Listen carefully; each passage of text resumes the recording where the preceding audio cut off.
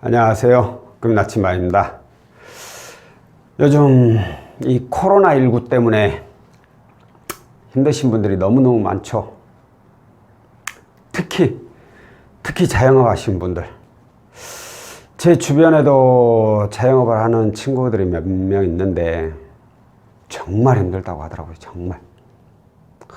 그런 거 보면은 가끔은 직장인들, 때 되면 월급 나오는 직장인들이 좋은 것 같다 싶기도 한데, 요즘은 직장인도 힘들죠. 큰 대기업도 무급 휴직 해가지고 보름, 한 달 이렇게 아예 쉬게끔 만들어 버린다고 하니까 정해져 있는데 월급은 줄어들어 버리니 이거 어떻게 감당을 하라는 건지. 그나마 진짜 그나마 미흡하긴 하지만 그나마 다행인 것이, 정부에서 이 코로나19로 인해서 소상공인을 위한, 자영업자를 위한 대출은 있는데 직장인은 없어요. 직장인을 위한 지원 상품은, 지원 대책은 없어. 직장인은 사람 아닌가? 자, 그런데 어찌됐든 이렇게 힘든 상황에서 그나마 이자를 낮은 것만 이용하고 있는 분들이라면 어떻게 해서든 좀 버텨보는데, 높은 이자, 곧 이금융권이나 대부업의 고금리를 이용하시는 분들은 정말 답이 없죠.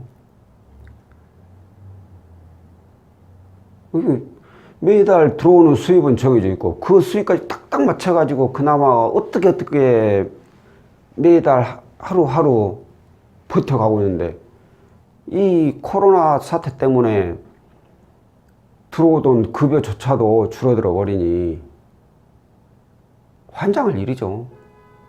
그래서 그런지 어쩐지 요즘 대안대출 문의가 이전보다 좀 늘었습니다. 덕분에 저는 죽을 맛입니다. 정신없어요, 정신. 하루가 어떻게 지나갔는지도 모르겠고, 하루 딱 마감하고 나면 머릿속이 멍해지고 하얗게 변해가지고, 오늘 내가 상담을 많이 하기는 했는데 어떤 내용이었는지, 뭘 상담했는지 기억도 안 나버려요. 방금 전에 통화하신 분 다시 하나 더 여쭤보려고, 어떤 걸로 상담하셨죠? 기억이 안 나버려요. 이게 문의가 많아서 그렇다고 해야 될 건지, 아니면 이제 점점 기억력이 쇠퇴해가는 건지 참 답답합니다, 저도. 그런데 이 대안대출은 직장인, 자영업, 프리랜서, 크게 이렇게 직업이 세 가지로 나눠지는데, 안타깝게도 프리랜서, 자영업자분들은 대안대출 상품 적용되는 게 없습니다.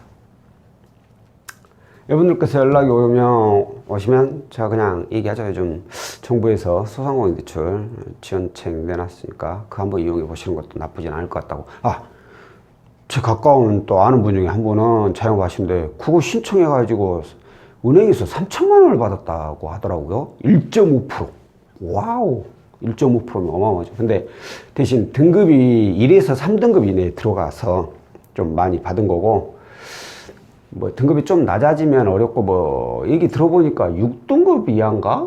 6등급 이하는 그 소상공인 지원센터에서 1,000만 원까지인가 해준다고 하는 걸로 들었고, 1에서 3등급, 그리고 3에서 6등급은 은행에서 이제 해주는데, 아무래도 등급이 좋으면 좋을수록 더 많이 나오고, 낮으면 낮을수록 적게 나오겠죠. 거기다 이제 매출도 그런 것도 볼 것이고.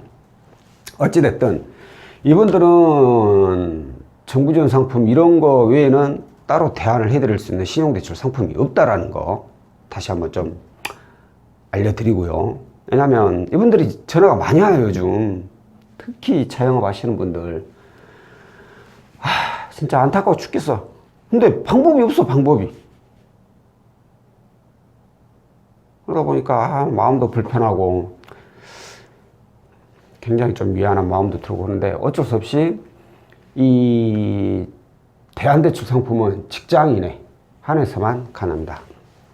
자, 그런데 이렇게 해서 이제 직장인 분들이 대안대출에 대해서 문의를 주시는 경우에는 보면 대부분 적용되는 상품이 통대안이라는 상품입니다. 많이 들어보셨죠? 통대안. 현재 이용 중인 모든 채무를 먼저 상환을 한 후에 신용 등급을 올려서 은행에서부터 저금리로 다시 대출을 받는 방식. 이걸 이제 통대안이라고 하는데, 저금리로 대안하는 방법에 대해서 알아보려고 상담을 받다 보니까 통대안이라는 상품에 대해서 알게 됐는데, 뭔가 좀 깨름직하기도 한 것 같고, 인터넷 뒤져보니까 좋은 말, 뭐 나쁜 말도 많이 나오는 것 같고, 이걸 도대체 믿고 맡겨야 되는 것인지, 아니면 여기서 스톱을 해야 되는 것인지, 어떻게 해야 되는지 고민이신 분들이 많아요. 그런 분들 역시 저한테 많이 문의가 오는데, 오늘은 그래서 이 통대안이라는 상품이 어떻게 진행되는지, 이 진행 방식에 대해서 좀 알려드릴까 합니다. 그런데 진행 방식에 대해서 제가 생각을 해보니까 이것만 제대로 파악하고 있으면 사기를 당하는 일도 조금은 줄일 수 있을 것 같아요. 이게 무슨 얘기냐면, 이 통대안 상품이 인기가 좋다 보니까 이 상품을 이용해서 사기를 치는 분들이 있어요. 근데 그 사기 치는 사람들은 대부분 진행 방식이 제가 지금부터 알려드리는 진행 방식과는 좀 다릅니다. 그러면 이건 문제가 있는 상담이다 라고 판단하시면 돼요. 자, 일단 볼게요. 첫 번째는 먼저 상담을 하겠죠. 당연히 상담을 해서 채무자의 자격사항을 알아보죠. 직장 4대 보험은 되는 것인지, 근무는 얼마나 했는지, 연봉이 얼마나 되고, 부채 내역은 대략 얼마나 되는지, 뭐 연체 이력은 있는지 없는지 구두상으로 상담을 받아봐요. 그래서 그 구두상으로 상담을 했을 때 이분은 가능성이 좀 있어 보인다 라고 싶으면 이제 나이스 지킴이하고 올 크레딧 내용을 확인하게 됩니다. 알고 있죠? 신용정보 사이트. 여기를 왜 확인을 하느냐? 뭐 어떤 분들은 저 등급 나이스 몇 등급, 올 크레딧 몇 등급, 등급 알려고 한다면 이거 볼 필요 없죠. 단순히 가족이 한 번만 해도 등급 다 하는데, 이걸 보는 내용은 채무자가 하는 말이 거짓은 아니겠지만 통대안이라는 상품은 먼저 기존의 채무자가 가지고 있는 대출을 다 상환을 해주는 상품이에요. 어마어마한 자금이 들어가는 거죠. 그러다 보니까 채무자의 말만 믿고 예 가능합니다 해가지고 진행을 해주지는 않는다는 거죠. 또한 신용 상태, 지금까지 신용거래를 어떻게 해왔는지, 정말 연체는 없었는지, 그리고 현재 이용 중인 채무를 다 상환하면 등급이 어느 정도까지 상승이 되고, 그로 인해서 은행권에서 얼마까지 대출을 받을 수 있는지, 이런 걸 판단할 수가 있죠.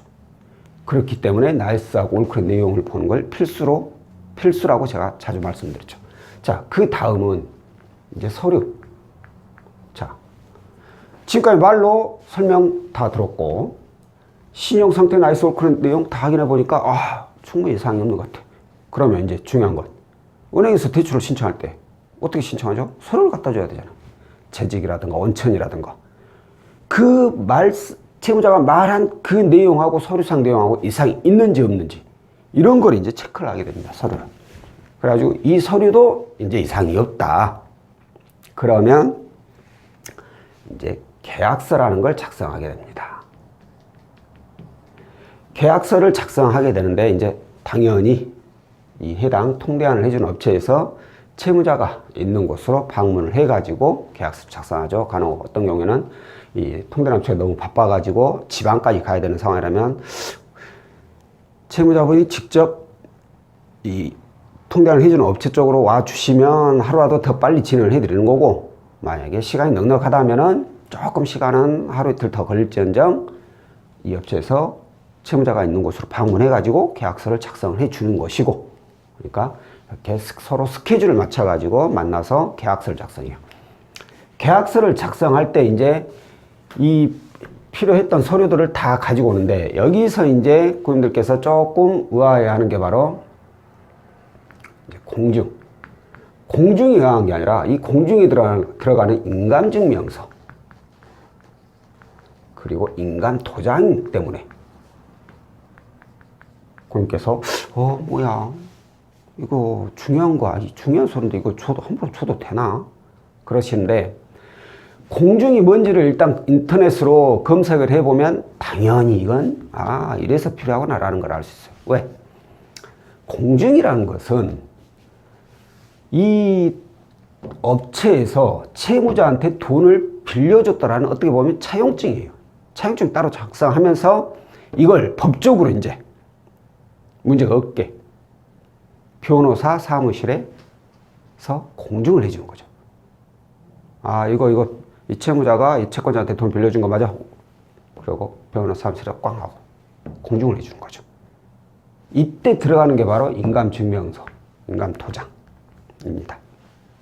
대부분은 공증 사무실까지는 채무자분들은 잘 안 가시고 위임장 있어요. 위임장. 그 공증 위임장. 그거에다가 인감도장 첨부하고, 인감증명서 첨부하고 인감도장 꽝꽝 찍어주면 끝나요. 그러면 이제 업체에서 스스로 알아서 이제 공증을 다 해 놓는 거죠. 자, 이렇게 해서 공증까지 들어가면 이제 상환을 바로 하죠. 그 자리에서 바로 상환을 합니다. 당연히 채무자분께서는 어느 금융사 상환금액 얼마, 어느 금융사 얼마 다 확인을 해갖고 오셔야겠죠. 이렇게 상환을 해주고 난 후에 약 3일에서 5일 후면 전산 반영이 됩니다. 전산 반영이라는 것은 곧 기존에는 채무를 다 상환을 해서 전산에 이제 그 채무들이 다 삭제가 되죠. 모든 금융사에 삭제가 되면서 바로 신용등급이 올라가게 됩니다. 이게 바로 3일에서 5일 정도 걸려요. 그리고 나서 등급이 올라가고 나면 이제 업체에서 해당 은행에 방문해가지고 신청을 하게 되는 거죠. 이때 내가 채무자분 간혹 가다가 제가 알아서 은행을 가야 되나요? 그렇게 물어보시는 분들이 있는데 아닙니다. 일괄 다 알려줍니다. 어디 은행 방문하셔가지고 신청을 이렇게 하시면 됩니다. 왜? 채무자들이 무턱대고 방문해버리면 안 돼. 왜? 은행도 어디 은행은 많이 나오고 또 어디 은행은 안 나오고 또한 기존에 있는 걸 상환한다 했죠. 여기서 이제 또 궁금하시면 상환하게 되면 바로 은행에서 안 해준다는데 그게 맞나요? 근데 그 말도 맞아요. 안 해주는 은행이 있어요. 근데 어떤 은행은 해주고 어떤 은행은 안 해주고 또한 같은 은행이어도 어떤 지점은 안 해주고 어떤 지점은 해주고 그래요. 이런 부분들을 이제 업체 쪽에서 다 알려주죠. 어디 은행으로. 이건 근데 채무자분들은 모르잖아요. 그렇기 때문에 마음대로 함부로 갈 수가 없죠. 괜히 부결나서 조회기록만 남길 뿐이니까. 이렇게 해서 은행 방문해서 신청해서 대출금을 받아서 이제 상환 다시 돌려주시면 완료가 되는 거예요. 자, 진행 방식이 이렇게 됩니다. 이렇게 길게 써서 그렇지 솔직히 여기까지는 거기 채무자분들이 그날 보내주면 단 하루에 다 가능 여부 다 마무리 될 수 있고 그리고 이제 스케줄 서로 맞으면은 최대한 빠른 시간에 만나서 계약서 쓰고 그리고 그 자리에서 바로 상환해버리고 그리고 한 3일에서 5일 정도 지나고 나면 반영되고 대출 신청하고 이렇게 해서 걸리는 시간이 소요기일이라고 하죠. 소요기일이 짧게는 보통 한 보름 이내 15일 이내고 길게는 30일 정도 한 달 정도 걸린다고 생각을 하시면 됩니다. 왜?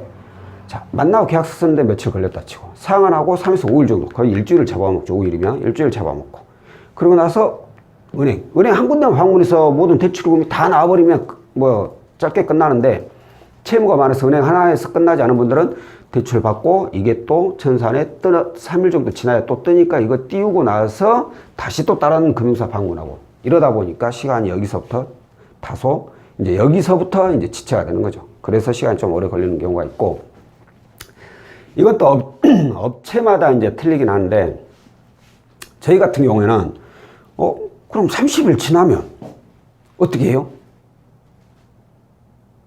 그러는데 어떤 업체는 30일 지나면 거기에 따른 이자를 따로 받는다고 하는데 저희 같은 경우에는 거의 대부분 받지 않습니다. 왜? 거의 대부분 이 길 안에 끝나고, 솔직히 이 길 안에 끝나지 않더라도 뭐 얼마 그렇게 오래 걸리진 않거든요. 그래서 그냥 그 정도는 저희가 다 인정을 해주고 넘어갑니다. 자, 그러면 진행 방식에 대해서 알려드렸어요. 자, 그런데 여기 보면 이제 사기를 피할 수 있는 방법까지 있다고 했어요. 제가 왜 이걸 알게 됐냐면, 이제 여러분들이 저한테 문의를 주실 거 아닙니까? 그럼 그분들이 저한테 알려주신 내용을 제가 종합해서 보면 대부분 여기까지는 똑같습니다. 비슷합니다. 근데 여기서부터 갑자기 달라져요. 만나서 계약서를 작성하고 공증을 해야 되는데, 여기서 보이스피싱 업자들은 어떻게 하냐면 안 만납니다. 제가 채무자분 통장으로 돈 입금해 줄 테니까 그걸로 다 상환하세요. 그리고 나서 나중에 은행에서 대출 받아가지고 돌려주시면 돼요. 이렇게 나와요. 아니, 통대안을 하게 되면 뭐 돈 1, 20만 원 상환이 아니라 몇 천만 원을 하는데 계약서나 없이 전화 한 통으로 돈을 입금해줘? 이게 상식적으로 말이 됩니까? 말이 안 되죠. 왜 그렇게 하느냐? 이 보이스피싱 업체들이 보이스피싱으로 당한 피해자들 돈 있잖아요. 그 돈을 이 사람에게 이 채무자 통장으로 입금을 하게 만들어버립니다. 그러니까 그 피해자에게 계좌번호를 알려주면서 이 채무자 계좌번호를 알려줘요. 그리고 나서 이 채무자한테 돈을 이제 딱 보낼 거 아닙니까? 그러면 그 보이스피싱 업자들이 어떻게 하냐면, 죄송합니다. 그 돈 잘못 입금됐네요. 제가 다시 보내드릴 테니까 그 돈 일단 현금으로 좀 찾아주시면 저희 직원 보내드릴게요. 저희 직원한테 좀 돌려주시고요. 그리고 나면 다시 입금해 드릴게요. 이렇게 나와요. 그럼 이걸 모르는 채무자는, 그래요? 뭘 잘못 보냈을까 하고 현금 찾아가지고 돌려주잖아요. 그러면 이제 나는 보이스피싱의 연루자가 돼버리는 거예요. 왜? 그 피해자 돈이 내 통장에 들어왔는데 나는 그걸 빼가지고 보이스피싱 업체한테 건네주는 중간책이 돼버린 거죠. 피해자가 이제 고소가 들어가면 뭐 얘기 들어보니까 정말 몰라서 단순히 이렇게 빼가지고 건네주기만 했다면은 뭐 벌금형이든 이렇게 간단하게 끝나기도 하는데, 이게 잘못 꼬여가지고 조금 내가 아는데도 일부러 했다는 식으로 해버리면 큰일 나게 됩니다. 그래서 여기서 하나 중요한 게 있죠. 아시겠죠? 보이스피싱 사기. 자, 그리고 그 다음 거. 이렇게 똑같이 했어. 상환하고 뭐 50 지나고 은행 방문해서 신청하고 완료. 소요기간이 15에서 30일 정도 걸린다고 했어, 제가. 근데 이제 이건 사기라기보다는 욕심일 수가 있죠. 욕심. 그 업체, 통대하는 업체. 이게 무슨 얘기냐면, 은행 방문해서 대출이 안 나왔어. 아니, 약속할 때는 은행에서 예를 들어서 뭐 3천만 원까지 은행에서 해준다고 해서 진행을 했는데, 은행에서 꼴랑 한 돈 천만 원 나오고, 아니면 또 은행에서 안 나와버려. 그러니까 더 이상 기다려주지도 않고 자기들 원금 빨리 회수하려고 이금융권이고 대부업체고 무조건 진행을 해버립니다. 그냥 여기서 그냥 받으세요. 일단 받고 제가 3개월 정도 지나면 다시 저금리로 대안을 해줄게요. 일단 받으세요. 이게 잘못된 거죠. 지금 받았는데 어떻게 3개월 뒤에 대안을 해줘? 이 말은 곧 일단 원금 회수하겠다 이거. 통화 업체에서 그런 거죠. 왜 은행에서 안 나오지? 이 사람 안 되겠는데? 안 나올 수도 있겠는데? 안 되겠다. 빨리빨리 이금융권 대부분 받아가지고 일단 원금부터 회수하자. 그렇게 생각을 하는 거죠. 못 기다려주는 거예요, 그냥. 그래가지고 이금융권 대부분 다 받아가지고 원금 일단 돌려주고 3개월 뒤에 땡이야. 연락 없어. 이런 분들은 자기들 욕심 채우기 위해서 혹시라도 자기들 돈 못 받을까봐 그런 생각 때문에 진행하는 거죠. 그러면서 수수료까지도 받고. 아주 나쁜 사람들이죠. 자기가 약속을 못 지켰으면서 왜 채무자들은 약속을 지키게 만들어? 말이 안 되죠. 그렇기 때문에 충분히 한 달이 지나도 기다려 줄 수 있는 업체인지 아닌지 이걸 따져보시면은 제 생각에는 그래도 괜찮은 통대한 업체를 만나실 수 있을 겁니다. 물론 뭐 저한테 연락 주시면 더 고맙고요. 자, 오늘은 이 통대한 진행 방식에 대해서 제가 안내를 해드렸고요. 이 방식을 알면 어느 정도의 사기 피해까지도 예방을 할 수 있다라는 내용에 대해서 알려드렸습니다. 다음번에는 또 다른 내용으로 찾아뵙도록 할게요. 고맙습니다.